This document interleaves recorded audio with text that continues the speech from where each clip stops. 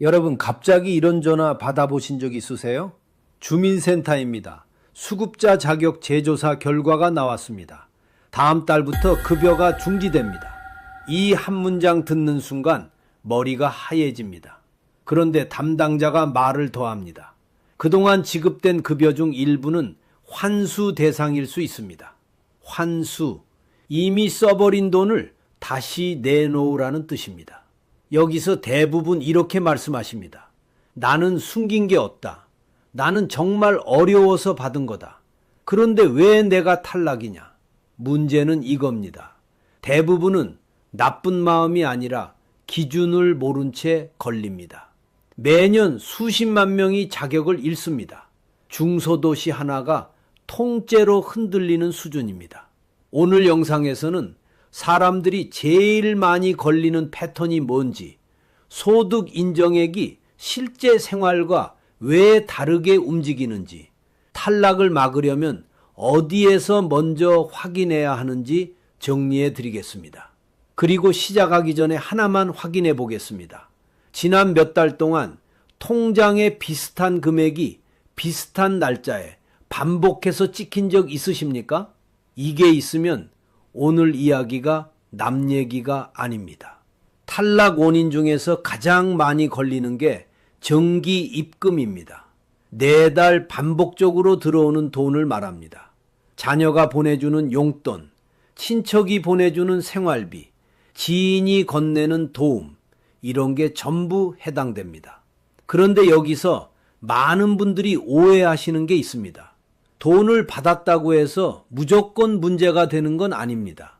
행정이 보는 건 금액이 아니에요. 패턴입니다. 이게 무슨 말이냐? 같은 50만 원이라도 한 번 받으면 그냥 도움이에요. 그런데 매달 받으면 생활비가 됩니다. 생활비면 소득으로 분류되는 겁니다. 행정은 이 돈이 일회성인지 반복되는지를 먼저 봅니다. 반복되면 그 다음에 금액을 봐요. 순서가 이렇습니다. 그래서 적은 돈이라고 안심하시면 안 됩니다. 20만 원이라도 매달 지키면 정기 소득이에요. 반대로 500만 원이라도 딱 한 번이면 일시 도움으로 볼 수 있습니다. 이걸 법률 용어로 사적 이전 소득이라고 부릅니다. 사적 이전 소득이 뭐냐? 가족이나 지인한테 정기적으로 받는 돈이에요. 국가나 기관이 주는 게 아니라 개인한테 받는 돈입니다. 여기서 핵심은 정기적이라는 말입니다. 정기적이라는 건 뭘까요? 4달 같은 날 들어온다는 뜻만은 아닙니다. 행정이 정기적이라고 판단하는 기준이 있습니다. 첫째, 일정한 주기로 반복되는가? 둘째, 보내는 사람이 같은가? 셋째, 금액이 비슷한가?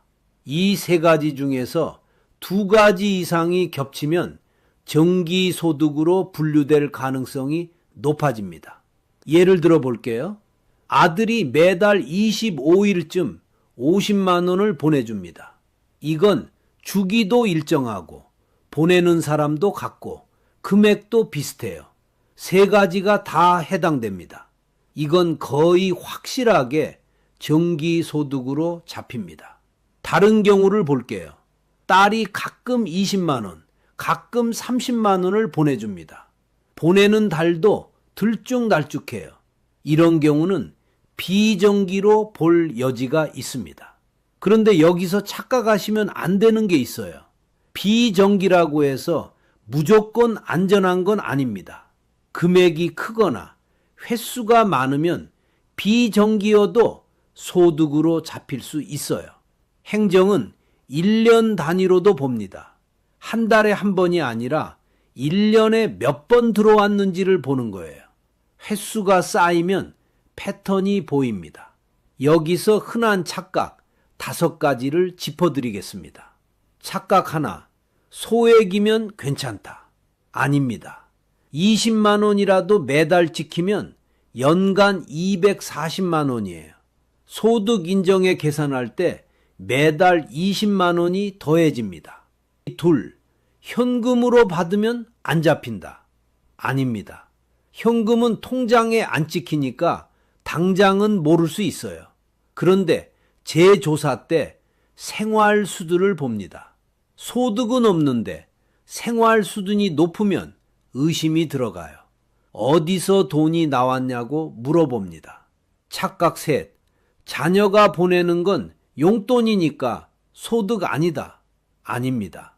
용돈이라는 말은 행정에서 통하지 않아요. 정기적으로 받으면 생활비로 봅니다. 생활비는 소득입니다. 착각대, 명절에만 받으면 괜찮다. 이건 맞을 수도 있고 아닐 수도 있어요. 설날에 50만 원, 추석에 50만 원, 1년에 100만 원이면 비정기로 볼 여지가 있습니다. 그런데 명절마다 받는 게 몇 년째 반복되면 패턴이 생겨요. 패턴이 보이면 정기로 분류될 수 있습니다. 착각 다섯, 보내는 사람이 여러 명이면 괜찮다. 아닙니다. 첫째 아들이 20만 원, 둘째 딸이 15만 원, 셋째 아들이 10만 원. 각각은 적어 보여요. 그런데 합치면 45만 원입니다. 소득 인정에 계산할 때는 전부 더합니다. 누구한테 받았는지는 상관없어요. 합계가 중요합니다. 이 5가지 착각 때문에 탈락하시는 분들이 정말 많습니다. 부산에 사시는 68살 박순자 어르신 이야기입니다. 5년 동안 기초생활수급자로 사셨던 분이에요. 어느 날 주민센터에서 전화가 왔습니다. 수급자 자격이 탈락됐다는 겁니다. 어르신은 당황하셨습니다. 나는 숨긴 게 없는데 왜 갑자기 탈락이냐고요. 알고 보니 아들이 매달 50만 원씩 보내주고 있었습니다.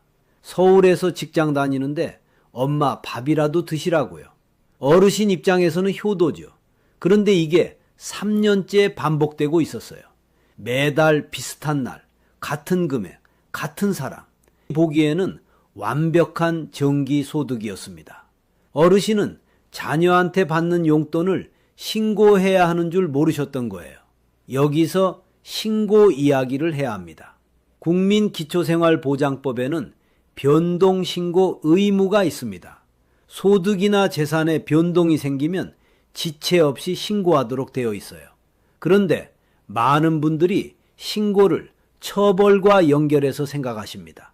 신고하면 뭔가 잘못한 걸 인정하는 것 같고 신고 안 하면 안 들킬 것 같고 이렇게 생각하시는 거예요. 이게 완전히 잘못된 생각입니다. 신고는 처벌을 피하려고 하는 게 아닙니다.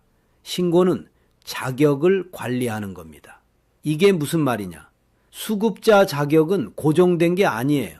소득이 바뀌면 자격도 바뀝니다. 재산이 바뀌면 자격도 바뀌고요. 그런데 정부가 여러분 상황을 실시간으로 알 수는 없잖아요. 그래서 변동이 생기면 알려달라고 하는 겁니다. 알려주시면 담당자가 계산을 다시 합니다. 계산 결과에 따라 급여가 조정되거나 자격이 유지되거나 자격이 바뀌거나 이렇게 정리가 되는 거예요. 신고를 안 하시면 어떻게 되느냐?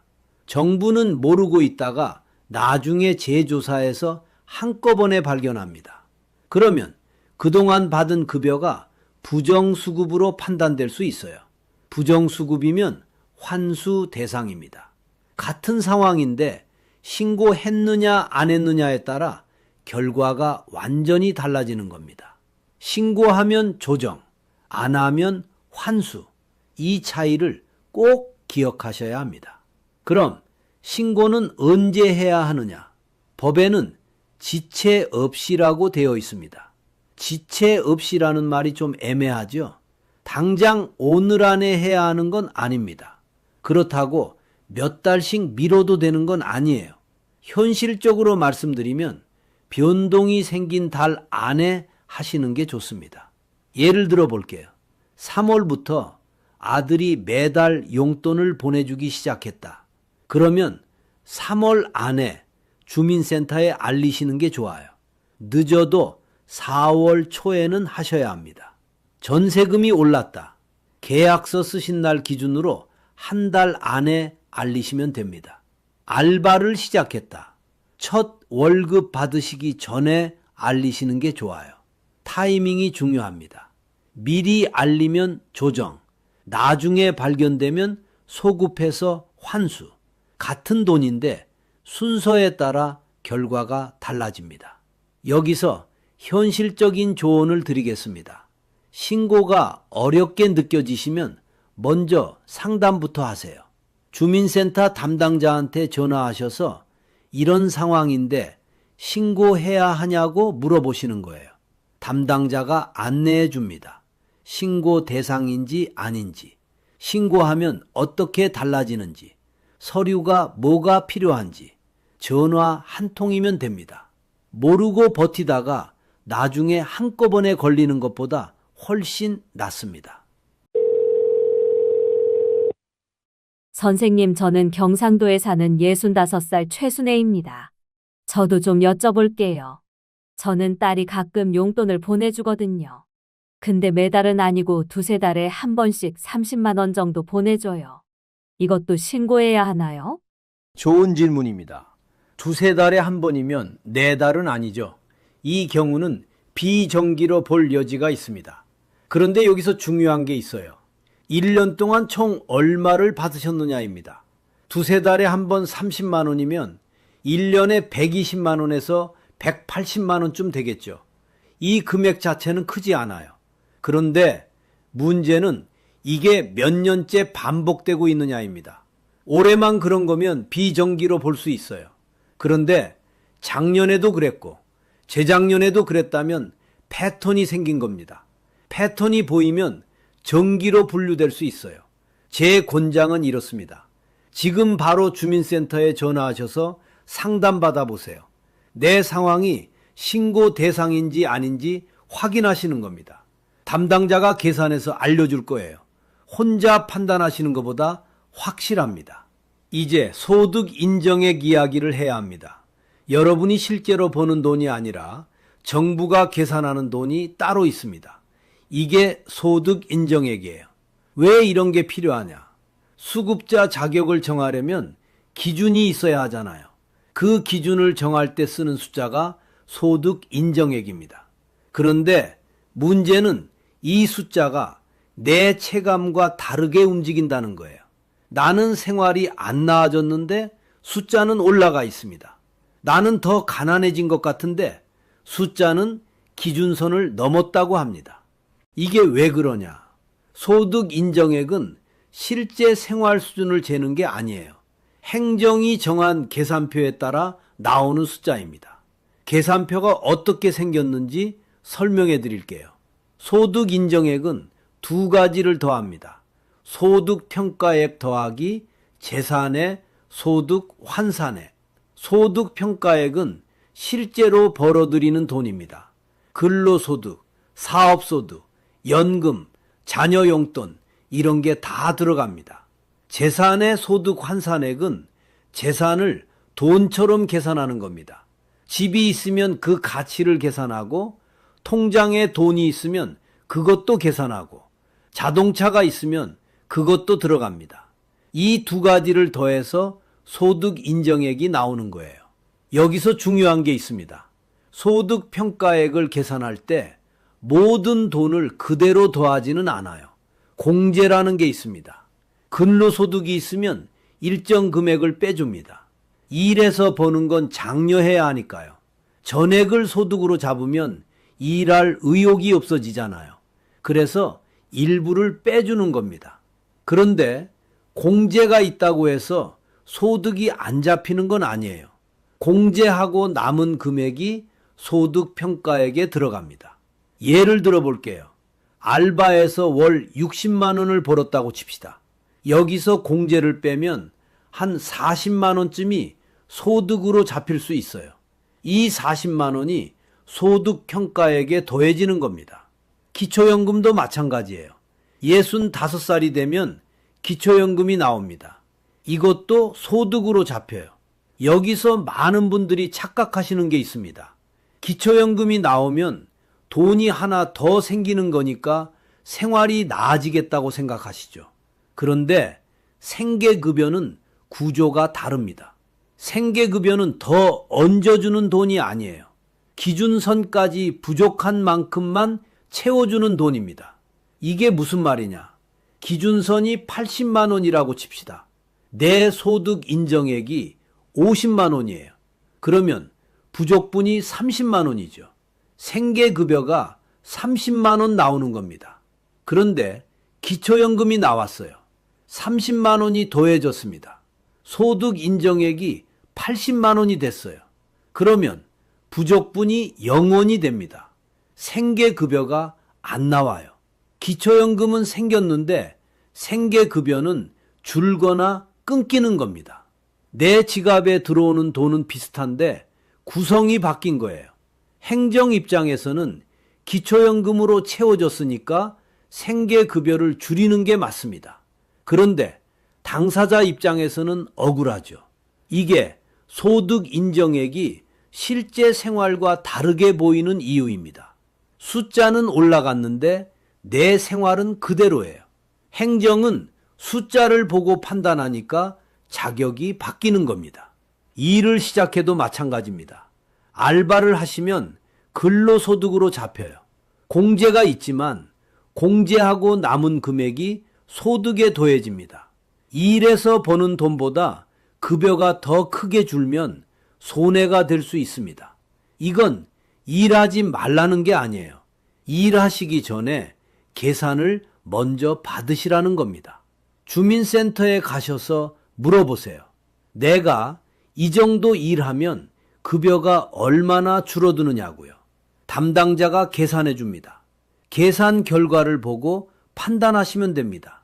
일해서 버는 게 나은지 급여 유지하는 게 나은지 본인 상황에 따라 다릅니다. 혼자 판단하시면 안 돼요. 계산표가 복잡하거든요. 여기서 계산표 이야기를 좀 더 해야 합니다. 아까 재산의 소득 환산액이라는 말을 했죠. 이게 뭐냐? 재산을 가지고 있으면 그 재산을 매달 소득처럼 계산하는 겁니다. 예를 들어 볼게요. 통장에 1,000만 원이 있다고 칩시다. 이 1,000만 원을 그냥 1,000만 원으로 보는 게 아니에요. 매달 얼마씩 쓸 수 있다고 가정하고 그 금액을 소득에 더합니다. 이걸 환산이라고 해요. 재산을 소득으로 환산한다는 뜻입니다. 환산율이라는 게 있습니다. 재산 종류에 따라 다른데 보통 월 4.17% 정도를 적용합니다. 계산이 복잡하죠? 직접 계산하시려고 하지 마세요. 복지로 홈페이지에 가시면 모의 계산기가 있습니다. 거기에 숫자 넣으시면 대략 나와요. 아니면 주민센터에서 계산 받으시면 됩니다. 이제 재산 이야기를 본격적으로 해야 합니다. 요즘 이런 말 많이 들으시죠? 통장에 500만 원 있으면 수급자 탈락한다. 이 말 때문에 무서워하시는 분들이 많습니다. 통장에 돈 안 넣어두시는 분들도 계시고 현금으로 집에 쌓아두시는 분들도 계시고 통장을 여러 개로 쪼개시는 분들도 계세요. 결론부터 말씀드리면 반은 맞고 반은 틀립니다. 500만 원이 기준과 관련이 있는 건 맞아요. 그런데 500만 원 있으면 무조건 탈락하는 건 아닙니다. 여기서 생활준비금이라는 개념을 알아야 합니다. 수급자분들도 당장 쓸 돈은 있어야 하잖아요. 병원비, 공과금, 생활비 이런 거 낼 돈은 있어야 합니다. 그래서 금융재산에서 500만 원까지는 공제해 줍니다. 이걸 생활준비금이라고 불러요. 공제가 뭐냐?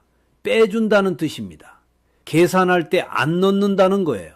통장에 500만 원이 있어도 그건 생활준비금으로 보고 재산 계산에서 빼줍니다.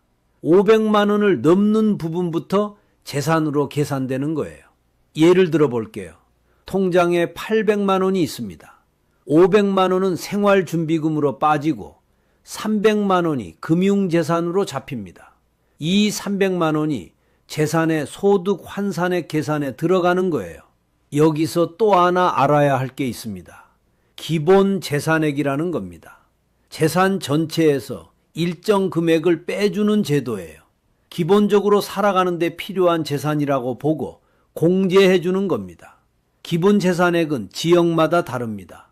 대도시는 6,900만 원, 중소도시는 4,200만 원, 농어촌은 3,500만 원, 서울에 사시면 6,900만 원까지는 기본 재산으로 빼주는 거예요. 시골에 사시면 3,500만 원까지 빼주고요. 이 금액을 빼고 남은 재산이 소득 환산 대상이 됩니다. 복잡하죠? 정리하면 이렇습니다. 재산 전체에서 기본 재산액을 빼고 금융재산에서 생활준비금을 빼고 남은 금액을 환산율로 계산해서 매달 소득에 더한다. 이게 재산의 소득 환산액입니다. 직접 계세요. 틀리기 쉽습니다. 주민센터에서 확인받으시는 게 정확해요. 여기서 정말 중요한 이야기를 해야 합니다. 숨기면 왜 더 위험해지는지. 500만 원 공포 때문에 이상한 행동을 하시는 분들이 계세요. 통장을 여러 개 만들어서 분산시키거나 가족 명의로 옮기거나 현금으로 빼서 집에 두거나 이게 더 위험합니다. 왜 그러냐? 정부가 금융조회를 하기 때문입니다. 국민기초생활보장법에 근거가 있어요. 수급자 재산을 확인하기 위해서 금융정보를 조회할 수 있습니다. 모든 은행, 모든 통장, 모든 보험이 다 조회됩니다. 통장을 쪼개셔도 다 보여요.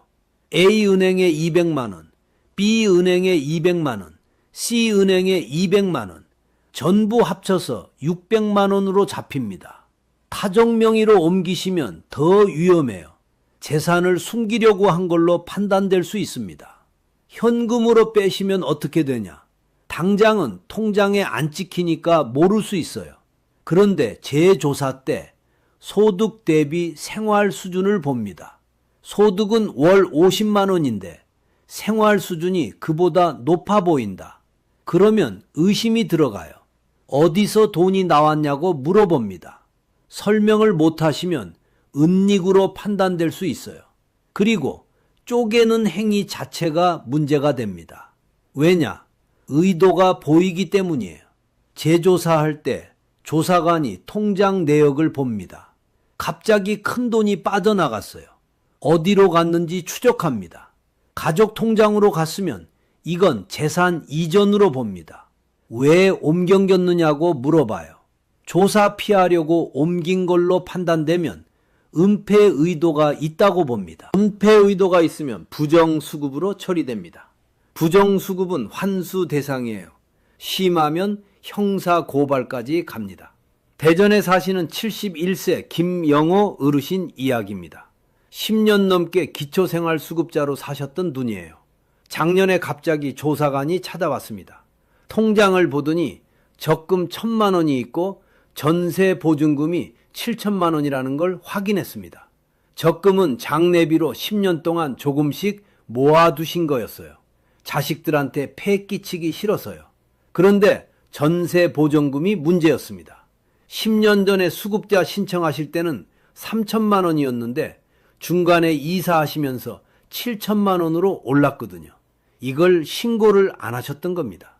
4천만 원이 늘었는데 신고가 안 되어 있으니까 재산 은닉으로 판단됐습니다. 수급자 탈락은 기본이고 그동안 부정하게 받은 급여를 환수하겠다고 통보가 왔습니다. 어르신이 저한테 그러시더라고요. 선생님, 저 그 돈 어디서 구해요? 장례비 모아둔 것밖에 없는데 그거 다 내면 나 죽어서 화장도 못해요. 이 어르신은 숨기려고 한 게 아니에요. 전세 보증금을 신고해야 하는 줄 모르셨던 겁니다. 전세 보증금도 재산입니다. 주거용 재산으로 잡혀요. 전세금이 오르면 재산이 늘어난 겁니다. 신고 대상이에요. 모르셨다고 해서 봐주지 않습니다. 법은 몰랐다고 안 물어요. 그래서 변동이 생기면 먼저 알리셔야 합니다. 전세금이 올랐든 목돈이 생겼든 적금이 만기됐든 재산에 변동이 생기면 주민센터에 알리세요.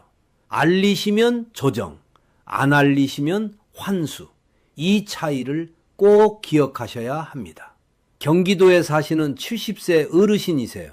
전세금이 올랐는데 이것도 신고해야 하나요? 3천만 원에서 5천만 원으로 올랐거든요. 신고하셔야 합니다. 전세 보증금은 재산으로 잡힙니다. 주거용 재산이에요.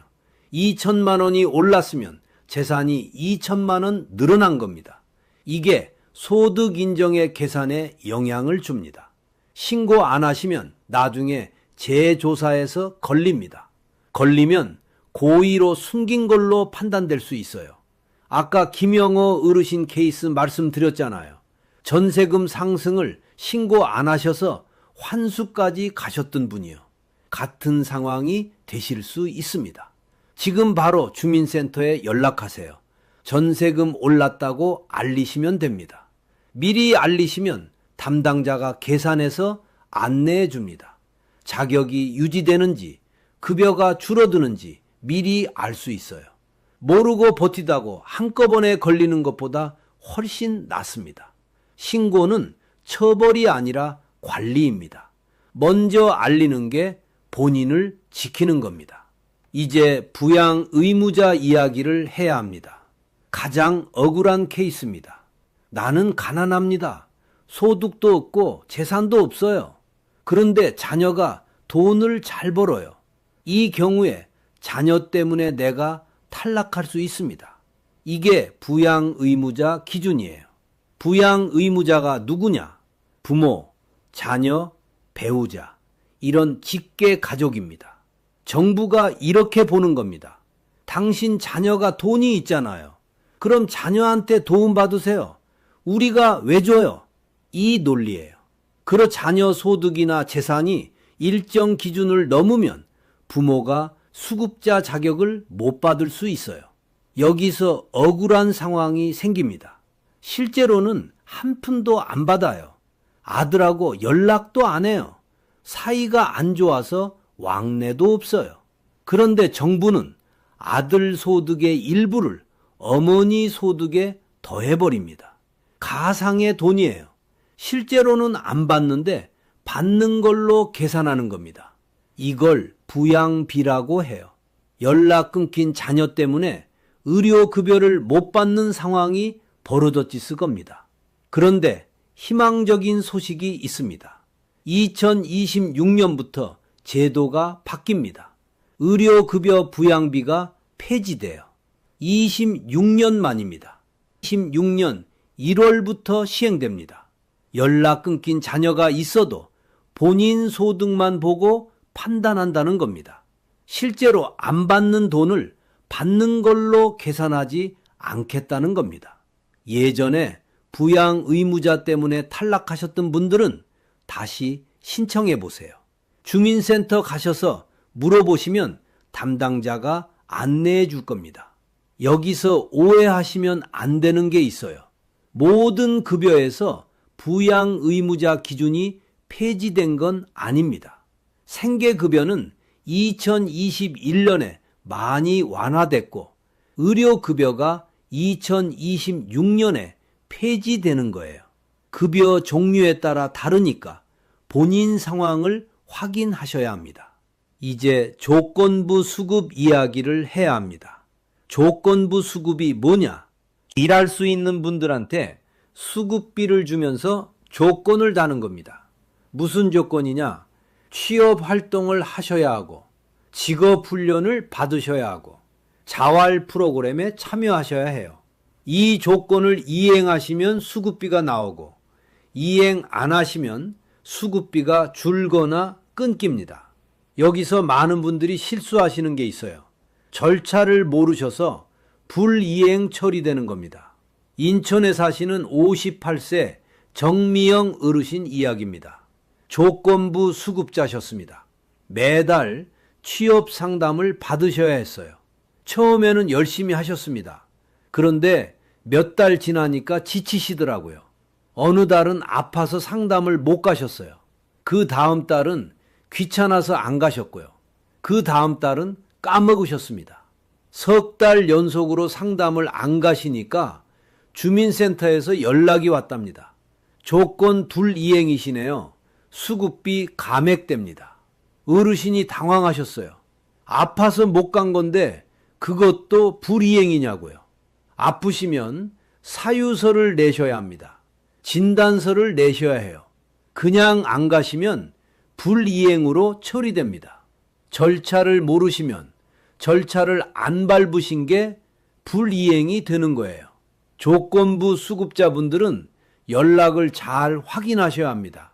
주민센터에서 오는 문자, 담당자한테서 오는 전화, 이런 거 꼭 확인하세요. 프로그램 날짜가 바뀔 수도 있어요. 장소가 바뀔 수도 있고요. 문자로 안내가 오는데 못 보시면 불참 처리됩니다. 아프시거나 사정이 생기시면 반드시 연락하세요. 미리 연락하시면 됩니다. 담당자한테 전화하셔서 오늘 아파서 못 가겠다고 하시면 돼요. 사유서 양식 받으셔서 제출하시면 됩니다. 절차를 밟으시면 불이행 처리 안 됩니다. 모르고 당하시는 분들이 너무 많습니다. 이제 탈락 통보를 받으셨을 때 어떻게 해야 하는지 말씀드리겠습니다. 탈락 통보를 받으시면 감정부터 올라오죠. 내가 뭘 잘못했냐? 왜 나만 그러냐? 그런데 이 순간에 제일 중요한 건 하나입니다. 기분이 아니라 문서입니다. 탈락 사유를 문서로 먼저 받으세요.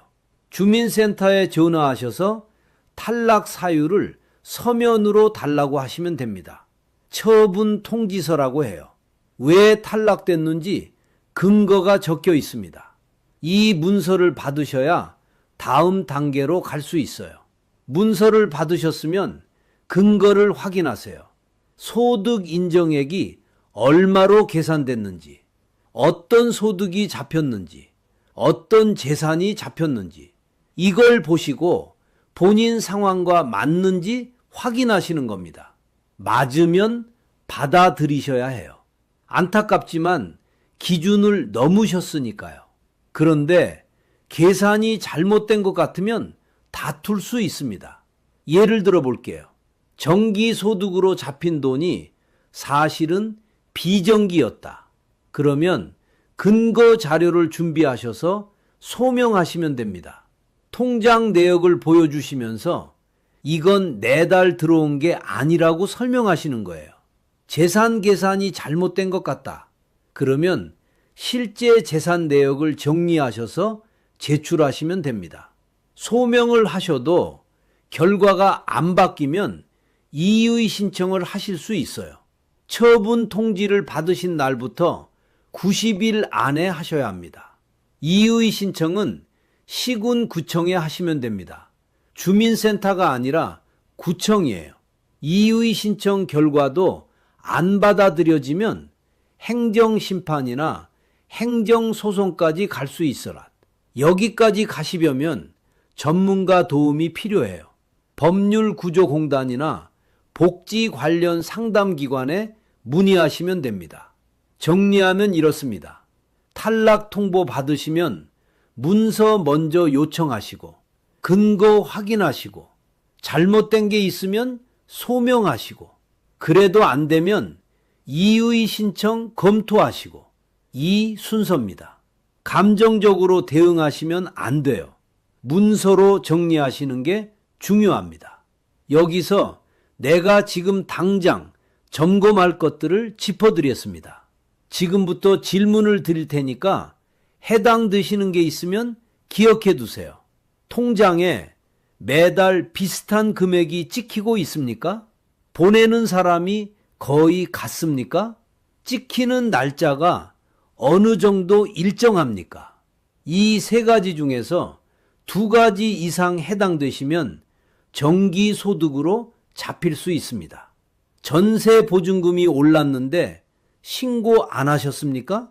이사하시면서 전세금이 바뀌었는데 주민센터에 알리지 않으셨습니까?